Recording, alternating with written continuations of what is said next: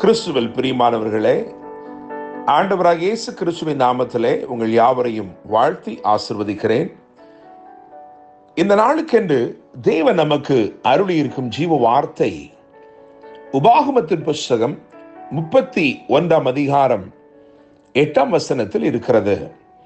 கர்த்தர் தாமே உனக்கு முன்பாக போகிறவர், அவர் உன்னோடே இருப்பார், அவர் உன்னை விட்டு விலகுவதும் இல்லை, உன்னை கைவிடுவதும் இல்லை, நீ பயப்படவும் கலங்கவும் வேண்டாம் என்றான். என்னை கேட்கிற தேவனுடைய பிள்ளைகளே, 120 வயது நிரம்பின மோசே யோசுவாவினிடத்திலே கர்த்தருடைய வார்த்தையை இவ்விதமாய் கூறுகிறான். அதைத்தான் நாம் இங்கே வாசித்திருக்கிறோம். என்னை கேட்கிற தேவனுடைய பிள்ளைகளே, நான் நம்புகிறேன், விசுவாசிக்கிறேன், இந்த நாள் கர்த்தர் உங்களுக்கு முன் செல்லும் ஒரு நாளாயிருக்கிறது. இந்த நாள் உங்கள் பாதைகள் எல்லாவற்றையும் ராஜரீக பாதைகளாக தேவன் மாற்றும் ஒரு நாளாக இந்த நாள் இருக்கிறது. கர்த்தர் முன்பாக போகிறவராக இன்னைக்கு வாக்கு கொடுத்திருக்கிறார். முழு வேதத்தையும் வாசித்து பார்க்கும் பொழுது பலருக்கும் கர்த்தர் இப்படி வாக்கு கொடுத்து அவர்களுக்கு முன் சென்று அவர்கள் சூழ்நிலைகளை எல்லாம் ஆச்சரியப்படும் விதமாக மாற்றியிருக்கிறார். அவர்களை ஆசீர்வதித்திருக்கிறார், அவர்களை உயர்த்தி இருக்கிறார். இன்றைக்கு நாம் அப்படிப்பட்ட ஒரு சில உதாரணங்களை, முன் உதாரணங்களை, ஒரு சில திருஷ்டாந்தங்களை இந்த காலை வேளையிலே தியானிக்க போகிறோம். விசேஷமாக நான் ஒரு 5 காரியங்களை மாத்திரம் வேதத்திலிருந்து சீக்கிரமாய் உங்களுக்கு பகிர்ந்து கொடுக்க விரும்புகிறேன். முதலாவதாக ஆபிரகாமின் வாழ்க்கையை எடுத்து பார்க்கும் பொழுது ஆதியாகமத்தின் புஸ்தகம் 12 அதிகாரம் 1 வசனத்திலே நான் உனக்கு காண்பிக்கும் தேசத்துக்கு போ என்று எழுதியிருக்கிறது. அப்படியே புதிய ஏற்பாட்டுக்கு வந்து அப்போஸ்தலர் 7 அதிகாரம் 3 வசனத்தை வாசிக்கும் பொழுது நான் உனக்கு காண்பிக்கும் தேசத்துக்கு வா என்று எழுதியிருக்கிறது.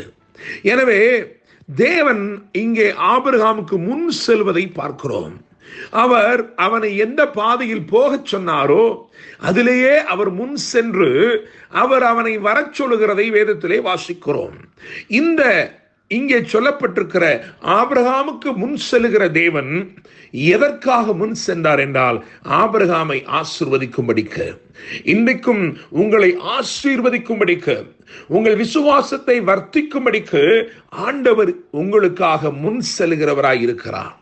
இரண்டாவதாக யோசுவாவின் புஸ்தகத்திலே யோசுவாவை குறித்து நாம் வாசிக்கிற இந்த வசனம், அதாவது உபாகமம் 31:8, அதிலேயே எழுதியிருக்கிறது, கர்த்தர் தாமே உனக்கு முன்பாக போகிறவர்.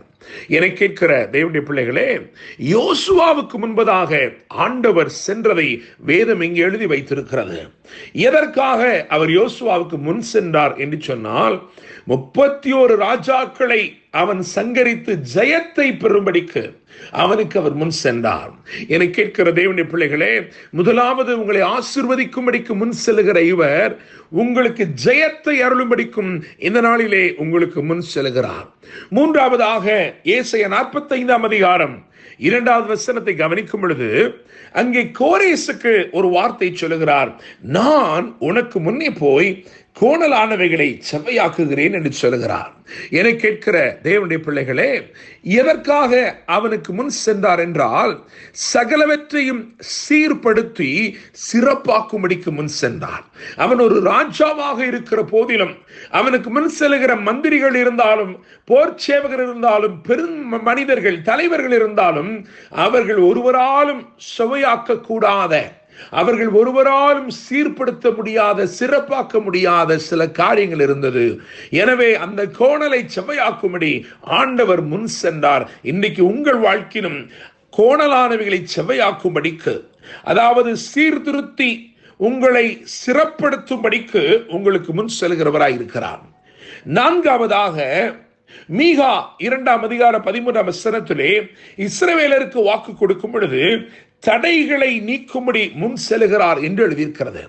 தடைகளை நீக்கி போடுகிறவராக உங்கள் வாழ்க்கையிலே என்ன தடைகள் காணப்பட்டாலும், எவ்வளவு நாட்களாய் அது தொடர்ந்திருந்தாலும், இன்றைக்கு முன் செல்கிற தேவன் அந்த தடைகளை நீக்கி போடுகிறார். தேவனுடைய பிள்ளைகளே, எனவே அவர் ஆசீர்வதிக்கும்படி முன் செல்கிறார்.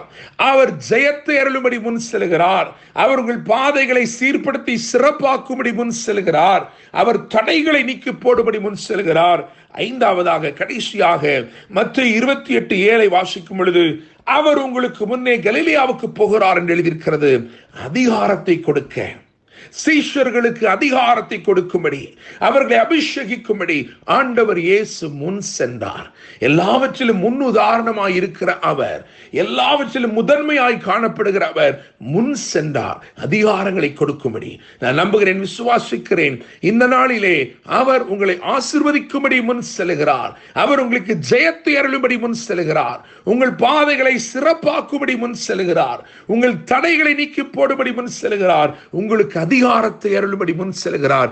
கர்த்தர் தாமே உங்களுக்கு முன்பதாக சென்று உங்களோடு கூடவே இருந்து வலதுபுறமும் இடதுபுறமும் உங்களை விலக விடாமல் உங்களோடு கூடவே இருந்து உங்களுக்கு அற்புதத்தை செய்து உங்களை வாழ்த்தி ஆசீர்வதிப்பாராக, உங்களை வாழ வைப்பாராக.